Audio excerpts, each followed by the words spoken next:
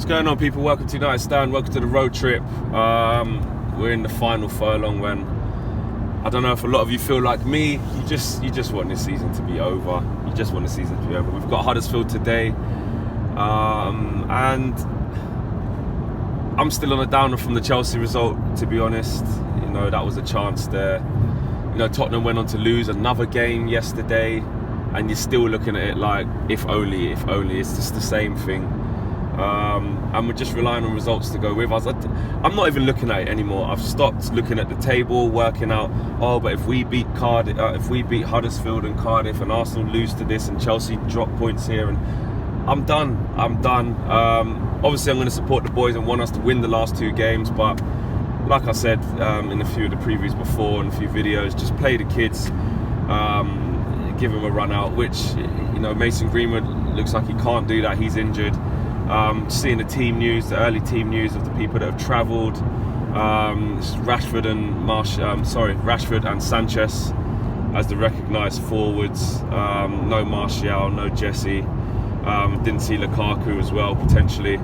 So Matters in there, and you're looking like he's probably going to go with a front three of Sanchez and Sanchez, Rashford, and Mata probably. But I would have liked to have seen the youngsters, and hopefully, like Ollie says, they get some game time. But Garner's in the squad. Will he play? Probably not. Chong, probably not.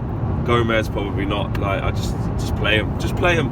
The season's come to an awful end. We've had chance after chance, and I'm just done with it. I'm just done investing that level of emotion into it, really, because at the end of the day, we don't even deserve it. I know you kind of get what you deserve in terms of the points don't lie. But it shows how bad everyone around us has been, including us. We're arguably the worst out of the bunch. We could laugh at Arsenal and say that, but they're ahead of us. And if they win their game, which they probably will, then they're catching Spurs. So Spurs are looking like they're bottling it. They've gone from a title challenge to a top 4 race and might bottle both in one season. But we can't even look at other teams because we've been so bad, so inconsistent. And you know what? There's been a lot in the headlines this week. The Rio Ferdinand director football rumours and stuff like that. But one thing that did concern me was Ollie. I think he did an interview with the Telegraph, and he was saying we need to be the best out to chasing pack. So what he said is, and I know it's hard to when you read transcripts in interviews, and sometimes it's not exactly how it seems. But what I took from it was that he said that you've got teams like Wolves, Watford, Newcastle, Everton, who are going to be looking to strengthen and break into that top 6, and we need to be wary of them teams and make sure that we're the best out of that pack that are chasing the likes of Spurs, Arsenal, obviously say Arsenal, Chelsea, Liverpool, the rest of the top 6, etc. City. For me, I don't really want to hear that. I want to hear him saying, we're 25 points behind City, etc., with this points behind Tottenham, whatever. I want to, we need to be looking at how we're going to bridge that gap, not look at the teams behind us. I get what he's saying in terms of that's realistically where we are, but that doesn't fill me with confidence. I want to see him coming out with fighting talk and saying, listen, we need to be ruthless in this summer coming up. We're way off the pace in terms of City and Liverpool, which is that's the levels. Yeah, we can talk about the Arsenals and the Chelseas, but they're all in and around each other. We're all shit. We're not aspiring to be where they are.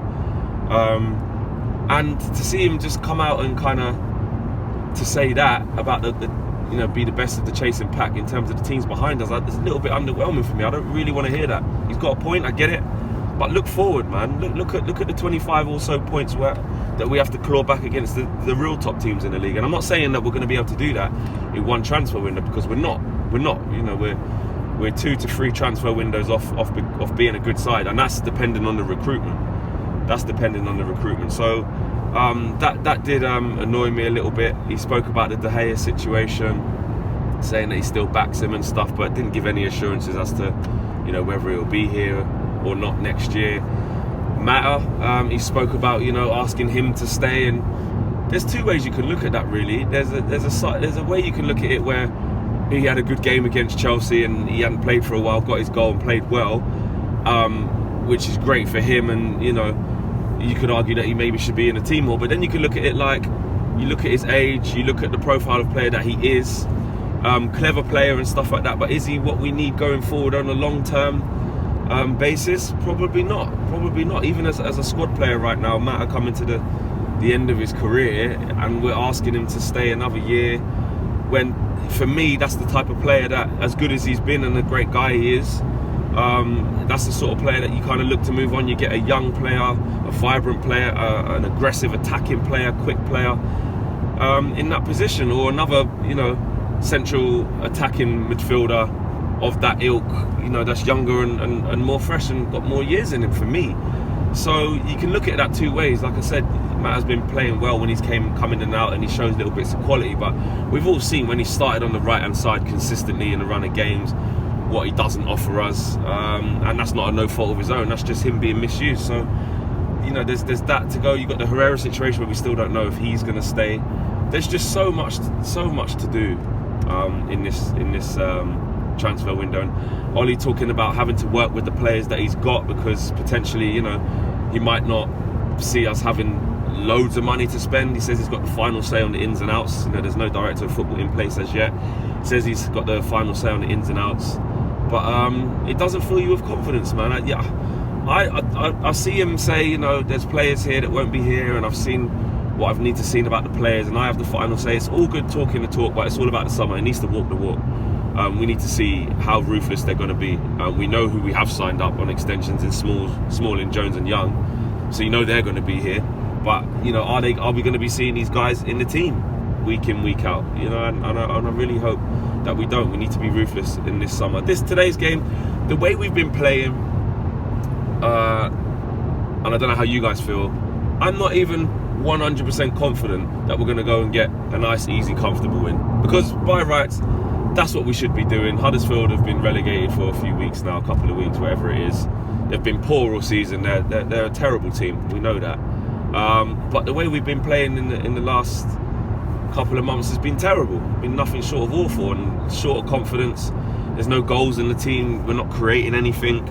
And it wouldn't surprise me if, I don't want to say we lose, but it wouldn't surprise me if we just have another bad performance and scrape by 1 or 2-0. It just wouldn't surprise me. I can't, with the way we've been playing, I can't put my finger on it and say we're going to have a good performance today.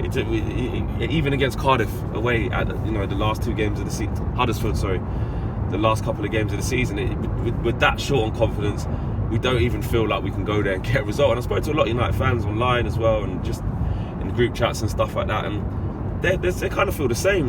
They don't really care for the next 2 games, even though we're still in, weirdly, with a chance for top 4 if results go our way. I mean, how much does that show how bad the rest of us are, apart from the top 2? It shows how awful we are. Tottenham are going to have lost 13 games this season and potentially going to get top 4. They probably will. That shows how shit the top 6 has been, apart from Liverpool and City. So for me, today's game, I just want to see some goals and a decent performance. Is that too much to ask against 2 teams that are coming up that we're playing against that are flipping relegated? Is that too much to ask? Surely not. I don't know. I don't know. Miles, how do you feel? Do you reckon we'll get a nice, comfortable win today? Some goals? Yeah, I'm not 100% sure about that.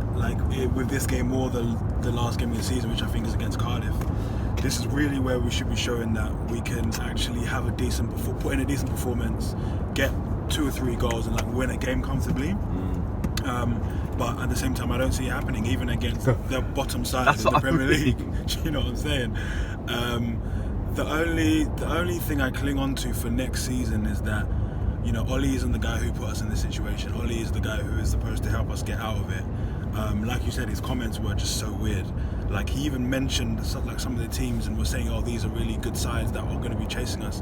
I've never ever thought of Watford or Wolves chasing us. Why would I ever think of that? Exactly. Why would that ever be in my mind? So those comments were weird as well. But yeah, man, I'm kind of looking past these 2 games. Whether we get top 4 or not, it would be a miracle now anyway. Yeah. We don't deserve it anyway. So yeah, man. That's it. And that like Mars says, and that's the feeling that's pretty much sums up.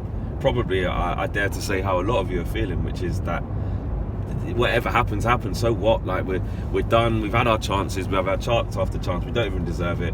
and the points are not going to go our way anyway. Arsenal might lose to Burnley on the last day of the season, and Chelsea might lose or drop some points, but I don't think they'll drop enough points. I think if they win against Watford, they've pretty much got it shored up anyway. So, and to be honest, like I said, I'm not even bothered in the slightest. I'm not even checking the table for the last 2 games. There's no point, unless they all lose.